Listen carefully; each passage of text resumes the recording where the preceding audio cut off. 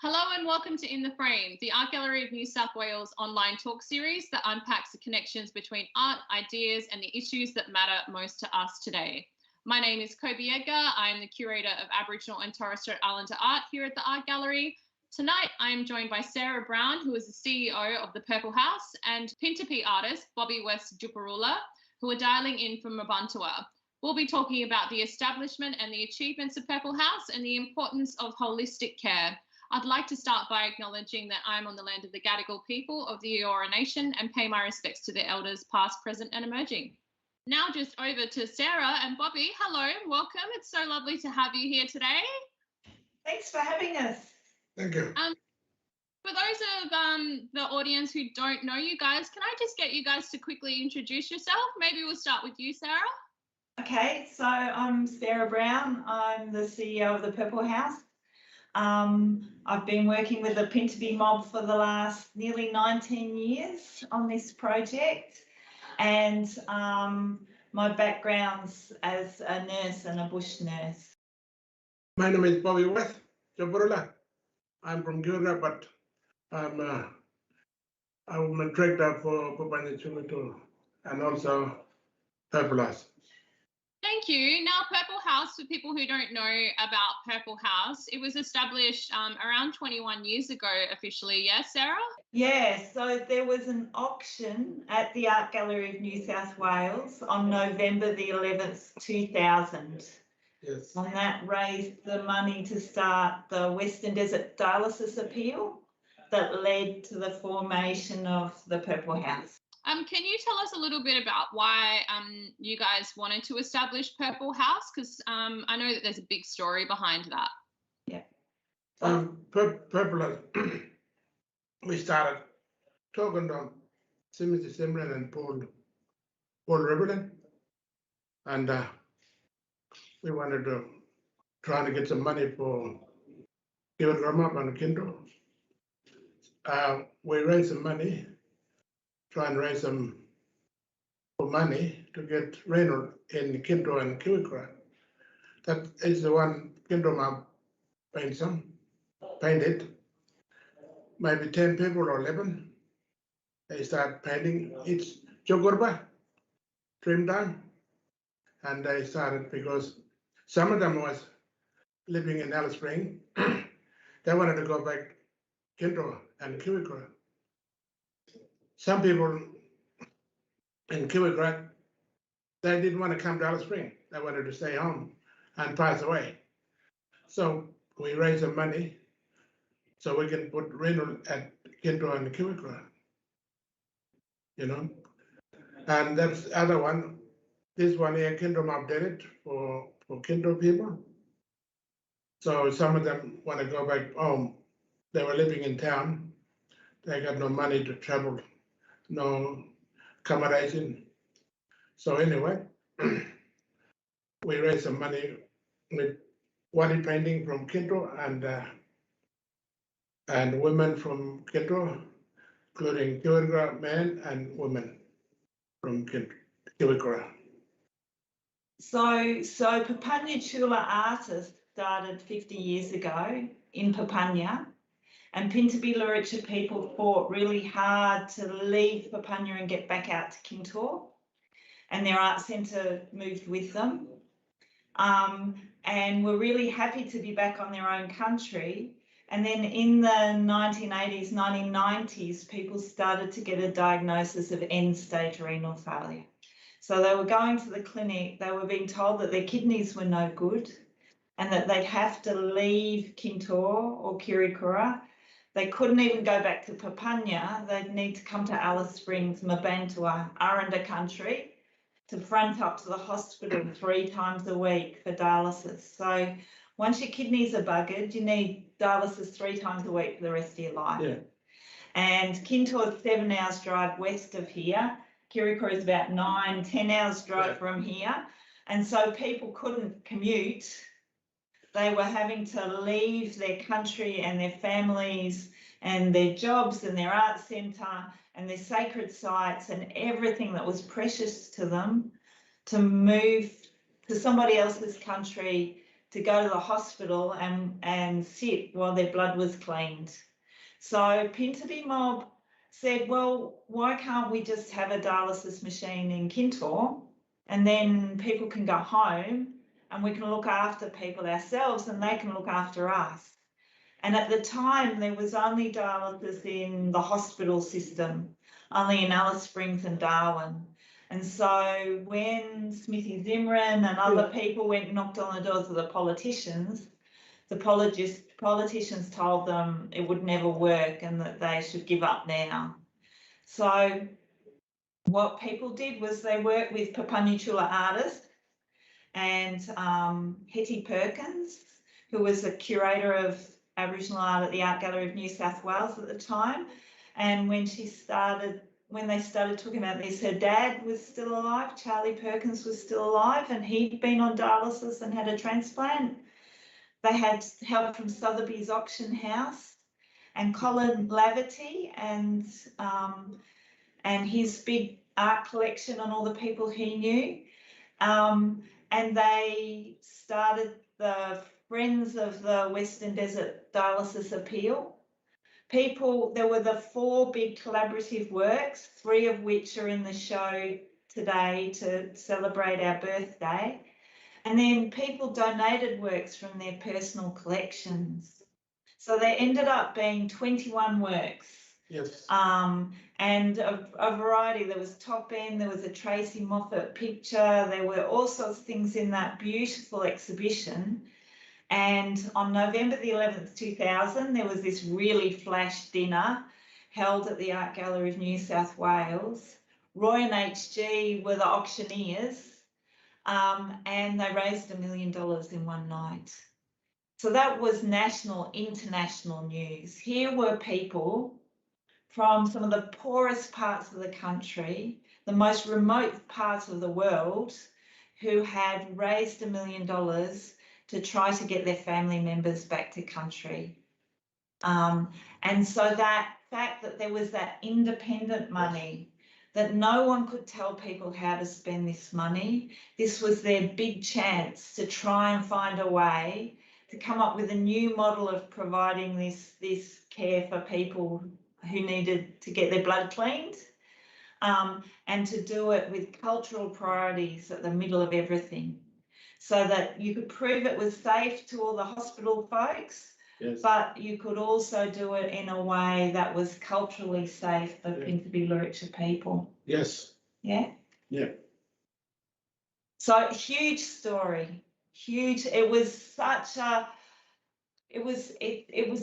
hope and dream, and everyone was telling people it would never work, that it was too remote, that water was no good, that they'd never get dialysis nurses to work out in Curator, that they might as well give up now. And Pintupi people, yes, were just really bloody determined. Yes. So you formed a kidney committee, didn't you? Yeah. Of family for people on dialysis. Yes. And started to look at what it would take, yeah, so that the hospital would hand over dialysis patients so that we could take them 7 hours drive from the nearest hospital and stick them on a machine in the back of the clinic out in Curator. And a lot of those kidney committee, yeah, are still directors today. They're still helping to lead this organisation and help us to do more and more and more. Speaking of the committee, and what I find really beautiful about the Purple House story is the resilience of the artists and the community members to make sure that people are on country, that they can continue spending time with their family and painting and sharing those stories and passing on those stories to future generations.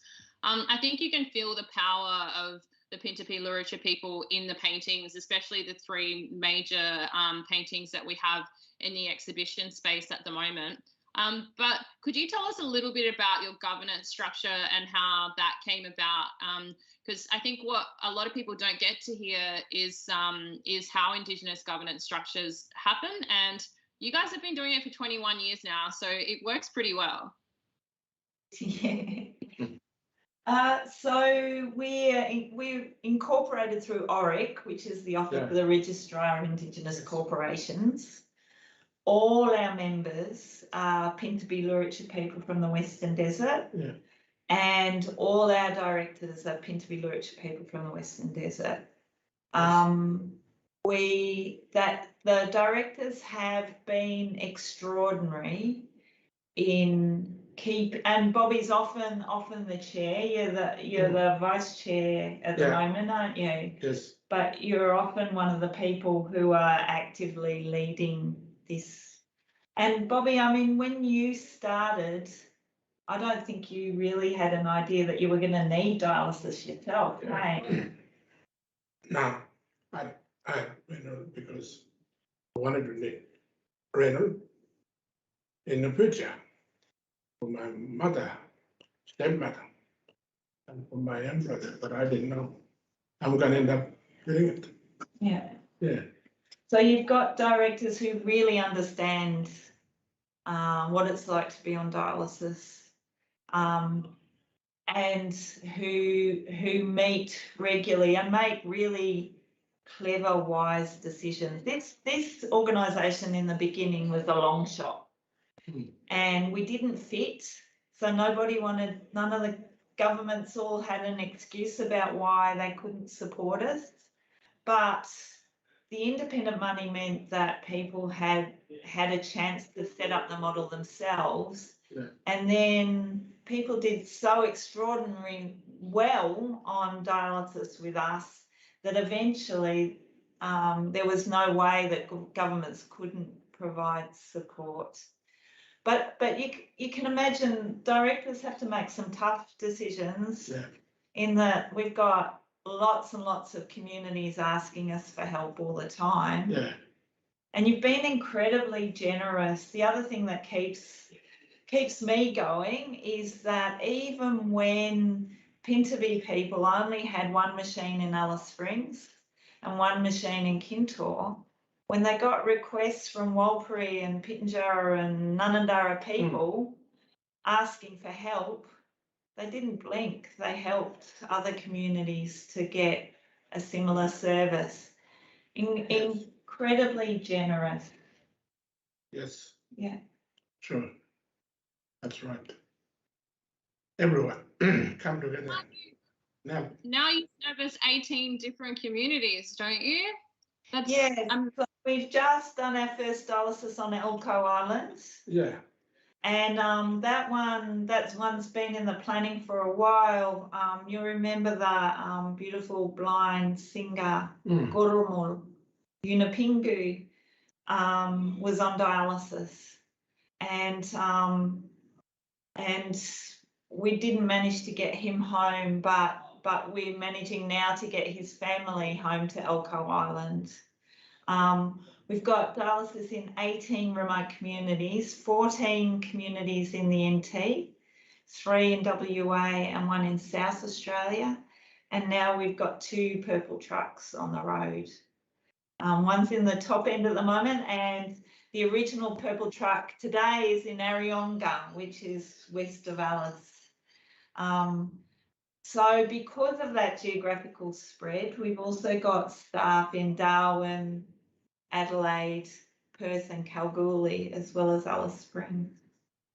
So we never really thought we'd grow as big as we have, but we've still got plenty more on the agenda to keep doing.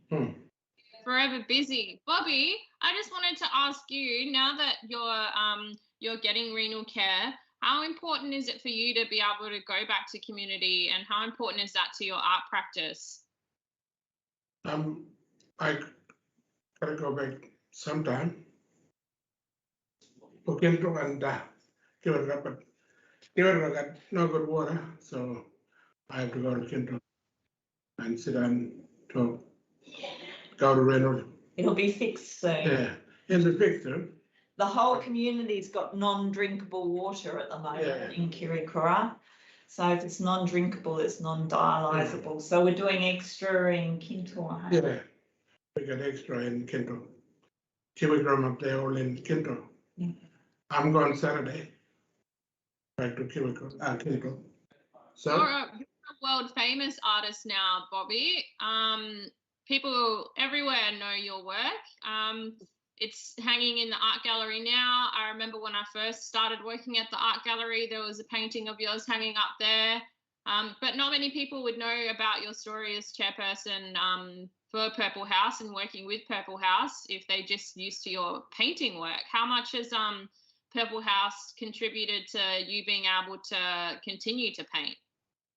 So I guess the question is, as a painter, yeah, and a really important. I mean, your stories are about your country and your Tjupurrula stories and all that. There's a couple of bits, I guess, in that having the Purple House means that when you are in Alice Springs, you've got a place that's yours where you can come and be welcomed and have some help to be cared for here to stay well. Yeah, true. But then also you've got a lot of important meetings and painting for Pintupi. Yes. Is it really important to you that you get to paint on country, that you're not always painting here? Curator. Yeah. Always. Curator in town, just to give me going. And it's really very important. Yeah. And is part of that teaching your family about the stories that you paint and the sacred sites? Yeah. And my young son and my daughter, I can teach him, show him. Yeah. But his grandfather's very much Chakmara. Yeah, he's painting. And we're sharing and painting. They got a woman's son and paint. Yeah. That was Vivian do it and Joanne and Gemma. Yeah. And your wife's quite a famous artist too, my a wife. Pintupi artist as well, hey? Yeah. Lorna. Lorna Brown. So there's a whole family of people really that you're servicing over many different language groups. Sarah and Bobby, can you talk to me a little bit about how you've seen the communities change since being able to offer dialysis in communities? I know that mental health and wellbeing is a big part of Purple House. Yeah. So there's lots to unwrap there, and there's lots of ripple effects, I think, for the Purple House too. Sure. So, Bobby, correct me and my pronunciation, but people in Central Australia talk about their kurumpa, their spirit, and traditionally your spirit is held in your kidneys. So that's where. Yes. Yep. So the things that keep your kurumpa, your spirit strong, are being on country with family, doing things culturally the right way, being there to look after your sacred sites, contribute at times of ceremony and sorry business funerals, having access to bush medicine, bush foods, nunkaries, traditional healers. Yeah. And of course, if the white fellas give you a diagnosis of end-stage renal failure and tell you you've got to leave, you're leaving all those things that keep your spirit strong. And you're often moving with family members who want to come to look after you. So they're moving off country too. So it becomes this real downward spiral. And before Purple House, a diagnosis of end-stage renal failure was looked at a one-way ticket to Alice Springs, and then lots of sadness and loneliness, and then home for your own funeral. Now people are starting dialysis knowing that they can come to town, they can start on dialysis, and then we can get them home, and they can return to their families and their lives and their hunting and everything else that keeps their spirit strong. And so hope is a really powerful force. And when I look at the big collaborative paintings that started this, what I think that shines out is love and hope for the future, and a determination that even though the hospitals were saying that this wouldn't work, that people knew that together they could do anything and that they would make this work and they'd get their family members home where they needed to be. I'm going to cry now. You can cry. It's a very emotional story. And I think that, like, another beautiful thing about Purple House is that you acknowledge the fact that mental health and being on country contributes so much to your physical health. And, you know, one diagnosis of your body, a body failure, is also usually, you know, the flow-on effects of mental health, and your body gets sicker when you're not happy. And as you were saying, when your spirit's not being looked after by looking after country and being around family and having that time together. And I think it's really important for, I guess, non-Indigenous people to hear about this and understand how important it is for Aboriginal people to be on country and to have that dual look at their health and well-being. Speaking of which, you guys also have the bush farms, which I'm a massive fan of and use all the time. They're my favourite. Can you tell us a little bit about why that was established as a little bit of an arm of your Purple House? Yeah, so it was really so first off, we're in the Purple House in Alice Springs, Mabantua today, and we're in our little tiny back bedroom, which is set up as a GP clinic. Yeah. But what we have created here, and it was originally the Purple House was just somewhere to put a dialysis machine in the back bedroom. So we could do some dialysis for people in Alice before we took them all the way out to Kintorm, and make sure that they were as well as possible in town before we took them out. But what developed was very organically was that we created a safe space for Pintupi people in Alice Springs. Yes. And there wasn't anywhere else really. Yeah. And so it wasn't long before the patients were knocking on the door saying, "Can I do my washing? Let's make a fire pit and cook some kangaroo tails for everyone. And can I bring my family?"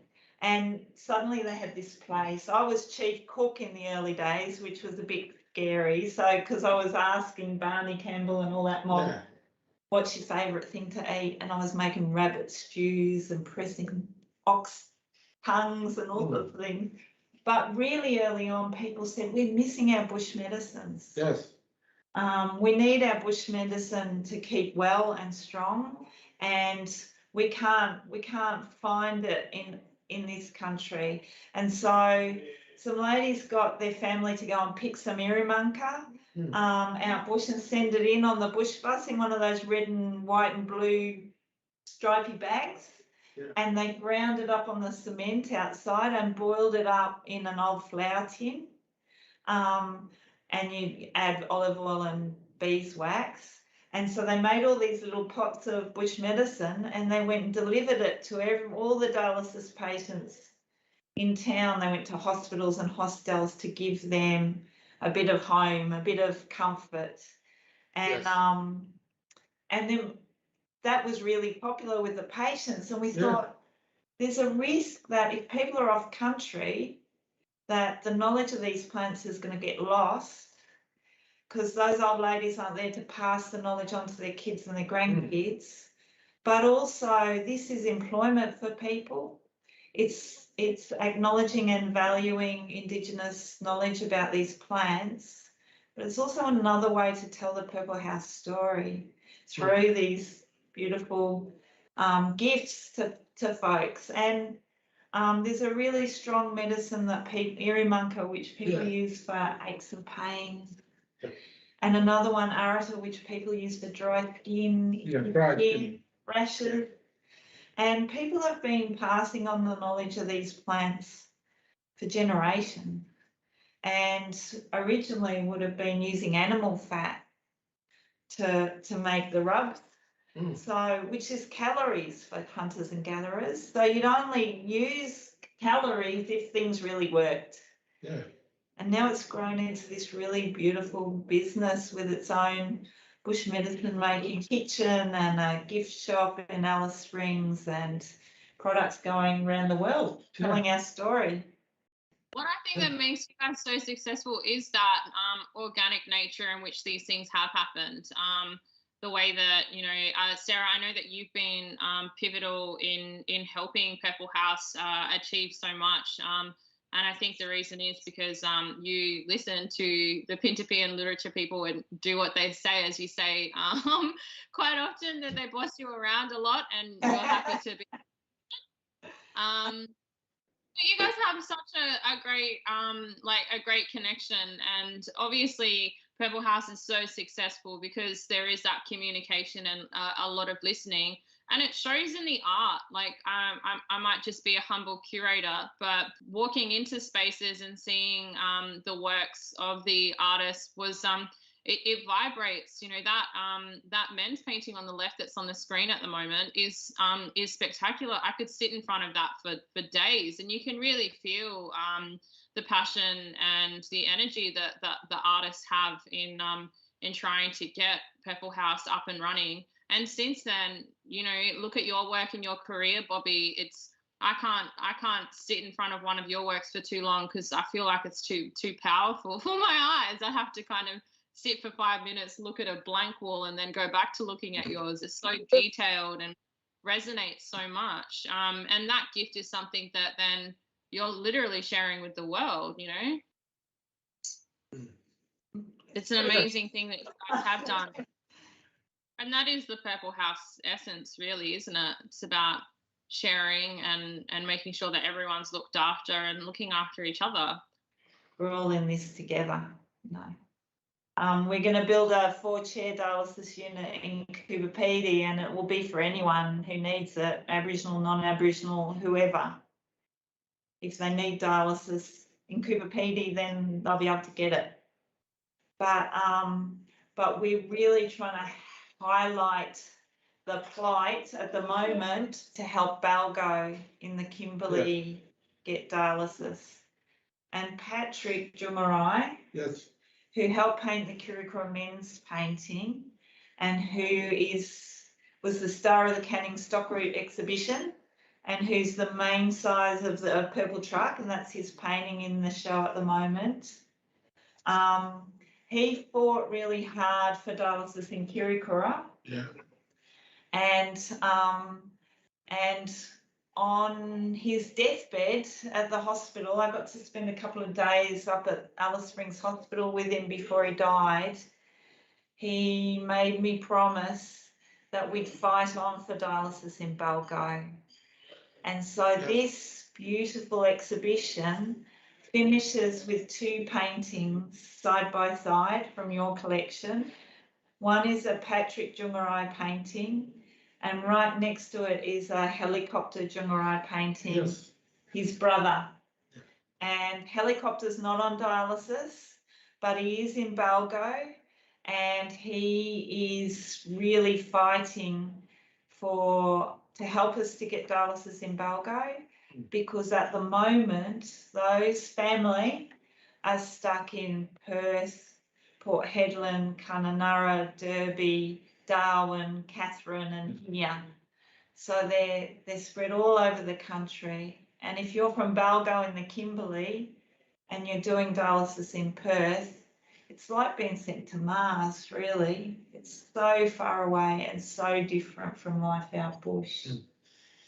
That's exactly why it finishes with that painting, Sarah and Bobby, is a nod to that, and to hopefully get people to get behind you guys and donate or support you guys in whatever way that you can, because those 2 paintings are 2 of the favourites in our collection as well. And I think that that's one of the really important things is for us as curators and basically co-curating this with you, Sarah, and the Purple House team. Like, this is not my brainchild. This is definitely a working together exhibition in the spirit of Purple House and working together.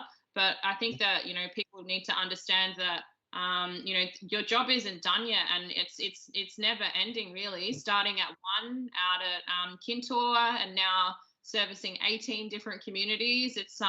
it's time to get it out to helicopters community out in Balgo. And I guess also just spread the importance of, if we're coming into galleries and enjoying these people's art and love that they're sharing their culture and art with us, then, it's important for us to support them to be able to be happy and to continue to teach people in their family about country, so that we can have that next generation of painters come up and be happy and healthy and understand their country and have that connection as well. It's been a pleasure to work with you on this exhibition. I'm so happy that we finally got it up. It feels like we've been talking about it for years, Coby. Years. It does. It does. I feel like I know you really well now, which is great. So. Yeah. Can I just say, this T-shirt, so Patrick, his daughter Elizabeth, is on dialysis with us here, and desperately, so we get her out to Curator sometimes, but she really wants to get home to Balgo to visit her family. But she drew this picture of her dad's side of the purple truck on an iPad. She's not got much eyesight left. I've never seen her concentrate so hard. And she drew this in about an hour and a half with a photo of the purple truck right up close. And it's such a beautiful thing, and she's so proud of it. So there are the folks who have been, there are people within the Purple House family who were doing it for their family and fighting for dialysis for their brothers and sisters or their mums and dads, who then ended up needing dialysis themselves, and but whose families are still fighting on for more. Yes. And in more places for more people. And I do think that the Big Purple House story at its essence is about Aboriginal people having a problem, coming up with their own solution, being incredibly proud of what they've managed to achieve, Yes. But then being incredibly generous with Aboriginal and non-Aboriginal people to share that story and what they've learned, and sucking people into the Purple House vortex. So anyone watching this, you have been officially being sucked into the Purple House vortex. And we love to hear from people. In non-COVID times, we have a volunteer program. We're always looking at different ways to share our story and to connect with people around Australia and around the world. Yeah. Yes, true. Coby, for you, it's been a big long story too, and Yeah. you're a really important man with lots of meetings and things that you go to all the time, but you're religiously always here to make decisions. Yes. For this organisation. Yes. If you had to just say something to put the importance of Purple House in a little short bit, what would you say? Why is Purple House important? Because it's only way. The only way. Yeah, only way to make everybody happy. And that's a good quote. You know, and it's gonna live long time. Another 10 more years, maybe 20 years. That's the way. So I do think in a time of climate change and of pandemics, there has never been a time in recent history when Indigenous knowledge about country and about looking after each other and valuing the things that are important has been more important and more significant. And if the right people aren't in the right place at the right time to pass on that knowledge, it's lost to families and communities, but we all lose in that, because that knowledge is such an important part of this place, Australia, and so vital for all of us. And I think Pintupi people have a lot to share, and we've all got a lot to learn from them. That generosity, and you're completely right, Sarah. I think that people are looking towards First Nations people all over the world now for solutions to things like climate, introduced species on country, all of those things that have been affected through colonial processes. And being on country and being around people is integral to learning and understanding how to reverse some of those damages that have happened, but also the richness and the beauty of Aboriginal art and culture, and their connection to landscape and ability to read land and listen to land is something that I think that everyone can learn from. And I'm so blessed to have finally met you, Bobby. To be honest with you, I have been a little bit sweaty because I've been nervous that I'm talking to you, Mr. Big Famous Artist, but you can't see that on the other side of a camera. I think that might be all that we have for tonight, though. Thank you so much, Bobby, and thank you so much, Sarah, for talking to us this evening. And I just want to have a personal thanks to you guys as well for entrusting me to deliver this 21st anniversary project. I'm only 31, so hopefully I get to do the next one for your 50th anniversary when I'm a little bit older. Coby, a huge thank you to you. You didn't give up. You were determined, and you've done such a lovely job. We're just hoping we get to come and see it in person while it's there. Thank you so much. Thank you. How could I possibly give up? We've got the Pintupi and Curator people and their amazing spirit to honour. It's impossible. The art gallery is so honoured to have this show on, and I look forward to doing lots more talks with you, Mob, in the future. Great, lovely. Thank you. Thanks very much for joining us this evening. The Purple House exhibition will be on display at the Art Gallery of New South Wales until next year. In the Frame is supported by Macquarie University and the Art Gallery Society of New South Wales. See you next time.